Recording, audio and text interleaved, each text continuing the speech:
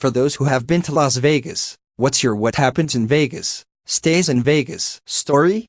I've lived there for 18 years, but went away for college. I recently went back to Vegas for a school-sponsored event, meaning I got to experience it as a tourist. Saw a homeless person jerking off underneath a blanket, accidentally made eye contact. Worst first of my life. Ah geez. Resharing from an old comment of MJNE, because this shit happens to amazing dude friends all the time, I'll keep it short. Hanging out at my favorite bar around age 19, saw an old friend's band play. I was hanging with another friend, Kevin, earlier. Kev is a big burly hockey player, so I hadn't been hit on by other dudes all night, but Kev had to leave to work the next day, so I was all alone near the night's end. Waiting for my tab alone at the end of the bar, and an old man in a weird hat comes up to me. I'd seen him staring before during the show. "Hey sweetie. Your boyfriend in the band?" "Yep, oh totally. I'm dating the drummer." "Why?" "Go me. Goodbye, I am gonna fight him for ya." He kept on with that train of thought. It took a little convincing to get the guy not to fight my not boyfriend. After 1 minute, he gets extremely irate, growls, and stomps straight out of the bar. Weird, right? Turns out he'd roofied my drink 1 hour prior, when I was hanging with Kevin, but Kevin and I swapped beers somehow. Kev nearly crashed his car on the way home, had to be driven the rest of the way. Passenger took over driving Kev as he got woozy, threw up in his yard before passing out in his own vomit, and his roommates had to carry him in and shower him before bed. He was unconscious but alive for the next 16 hours, through 8 of his alarm clock beeping and through his whole work shift. He'd had just that 1 beer. The man was checking to see if the drugs kicked in, and realized he'd wasted them when I was still alert enough to argue. If I, at 120, had gotten that beer, instead of 260 Kelvin, I know I would have been a pretty corpse that night. Walking down the boulevard and a guy jumps on a parked police car, whips his dick out, and starts pissing all over the windshield of the vehicle. Cops jump out of the car while trying to avoid piss and reach for their taser. The speed pisser finishes, jumps off the hood, and narrowly dodges the tase. He then bolts across the street, but gets hit by a van on the opposite side of the road before he makes it all the way. I'm pretty certain his level of intoxication helped him survive being hit by that van. 3 people in an alley. 1 guy leaning against a wall. 1 woman on her knees sucking his dick. Another guy pissing on the woman. Las Vegas is basically concentrated Florida. Last time I was in Vegas it was 117 degrees. It smelled awful outside my friend's cheap hotel, and within seconds I found the source at 11 in the morning. Some dude was vomiting super hard all over the ground outside the backseat of some car. His buddy was laughing and filming the whole thing on his smartphone. The whole "what happens in Vegas stays in Vegas" line is just an admittedly fantastic advertisement. If you do something stupid in Vegas and your friends see it, they'll never let you forget about it. A prostitute running away from Harris security jumped headfirst into a Jeep at Crossroads to go to Caesars. Her bare ass was showing the whole Harris side of street, and she was still hanging outside the Jeep, and dudes start slapping her ass. Lights turned green and they fucking floored with her in Jeep, and she got away. Harris security were not even mad and started laughing immediately. Worked strip 6 months and this was my favorite. Back in 1980s I visited a buddy who was living in Vegas. I got a twin room in the old Imperial Palace so he could crash with me if he wanted. He showed up with some powerful psychedelics and we had a bit of a fear and loathing experience.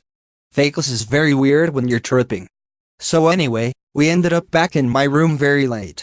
Somehow, along our trip we picked up a bunch of balloons. My room overlooked the pool, many floors below. My buddy offered to have us each select a balloon and throw it out the window. Whichever balloon landed in the pool first was the winner. So we tossed our balloons. They were just lolling around the pool area while my buddy and I screamed like it was a horse race. I'm not sure of the science, but apparently when a body of water cools it causes a pressure region that tends to push away ultralight objects like balloons. Each balloon landed on the deck and rolled in between chairs and over chaise lounges, but not into the pool. What felt like hours ticked by as we yelled at our balloons at the top of our lungs, laughing and carrying on. Then came the boom boom boom on the door. We were shocked into silence. Who could it be? The police? The army? A huge scary monster? OMG, maybe IT's a monster. Then some guy burst in the door. It was hotel security. What the hell is going on? You two need to shut the hell up and go to bed. Why was your door ajar? It's 4 in the morning. Go to sleep. Then he left. We went to bed but couldn't sleep. For some reason, I've never told this story before. I guess that shit really does stay in Vegas. I had my baccalaureate party in Vegas in 2015. While most of it was relatively tame, 5 of us ladies went to see zombie burlesque. One of my bridesmaids had a friend in town from Louisiana who apparently had VIP bottle service at one of those mega clubs in the MGM. Immediately I get there and vomit bathroom, thankfully, so I cut myself off and start sobering up. Literal cliche, dude starts throwing dollar bills, making it rain. We ended up with a bunch of strippers with huge fake boobies doing lines of coke off the inner thighs of other strippers. Meanwhile, my 2 other bridesmaids are in bed in our hotel room at the time. Since they didn't come with, we were exchanging selfies. My wedding night was more crazy. 2 of my bridesmaids that came with me to Vegas ended up straddling me and making out with each other in a hotel room post-wedding. I asked my husband for help. He said I am staying frame as he filmed doing blow in the bathroom with my buddy at club in our hotel. Buddy and I get caught. Shit, think quickly. I kiss my friend on the cheek and tell him I was just making out with my boyfriend. I'm straight, by the way. They take us to the back room and wait for the cops. Fast forward to cops arriving. My buddy is awful quiet the whole time. He suddenly looks up at cop and security guard and says with a concerned look, "Please don't tell my mom. She doesn't know I am gay." The security guard reassured my buddy and told him not to be embarrassed about who he is. The cop looks like he doesn't want to deal with this shit and lets us go. They told us to just go back up to our room. TLDR. Got caught doing cocaine in the bathroom with my buddy, pretended to be dating, hooking up in the stall. Am straight, by the way. I used to work with a married lady, call her Tracy, that every year her and her married girlfriends all went to Vegas at the same time as their husbands. They were supposed to be a shopping 4-day trip. What actually happened is that they would all pick up guys and get laid. How I found out was that Tracy got drunk one night and blabbed to another female coworker who I happened to be dating at the time. I guess it started like 10 years ago with all 4 ladies in on it. They had gone for a stage at Vegas, and I guess that's the first time it happened. The husbands have no idea. I have been twice, and the biggest thing I would say is Vegas was not what I imagined it would be. I thought it was going to be what I saw on commercials, like going clubbing, hitting shows, awesome dinners, debauchery, and surrounded by hot people. This was circa 2005, and those awesome clubs were 50 cover with a 3-hour-long limb that you could cut by giving the bouncer 300. Dinners were good, but also very pricey, as well as the shows. Some people were hot, but a lot of Uncle Eddies and trash people. I found you could have fun on a decent budget, but you have to research. However, most people spend $5,001,000 in a night just to say they did, and that is what Vegas feeds on. Honestly, go to New Orleans. More fun, better food, and fairly priced.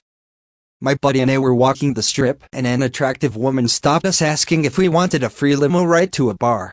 We were quite hammered, so we said yes, not realizing this sends you to a strip club. When we arrived to the strip club, they immediately sent us upstairs.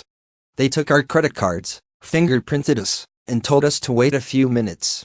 I happened to be in my funny drunk mood, so I talked up a stripper to the point she was like, "I have to go on in a few, come help me change."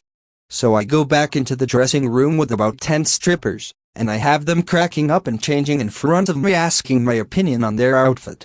If I was sober, I would have recognized just how crazy this all was. The one stripper who took me back there left to go on stage, and this big bouncer saw me sitting in there and asked what the fuck I was doing. The women all insisted they wanted me back there and to let me stay, but he pulled me out of there, so I didn't get any ideas. Well, I literally had no idea. The reason I out my cart down was to get us a private room, which basically was anything goes. 2 strippers came into my room, one gave me a bump of coke, and then they just started going down on me, but I had to wear a condom, so it wasn't as cool as it could have been. While all this is going down, the bouncer walks in and asks for my password for my bank account. Me being an idiot and fucked up, I gave it to him, and forgot about it. This is where it all goes black, but I eventually came to in a room that looked like a doctor's office. The door swings open, and out walks this Asian man with a lineup of Asian women. He just kept saying, "You pick, you pick." So, being confused but curious, I just pointed at the most attractive one and said, "Her, I guess?" She takes me back into this room and just starts going to town on me down there.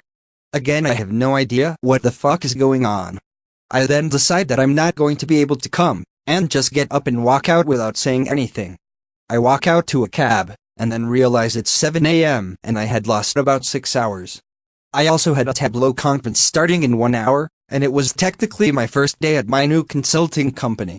I get home, check my bank account, and see my limit was increased on my credit card from 10 to 20 and I owed $9,000. I panicked, called Chase, and claimed they were all fraud and that I never authorized the limit increase. Knowing I had signed and fingerprinted on the first $1,500 charge, I confirmed that was mine, hoping I had not approved the others. 6 months later they sent me confirmation that I didn't owe anything else. My boss never knew what happened. My wife heard the story after we started dating and thinks it's the most hilarious thing ever.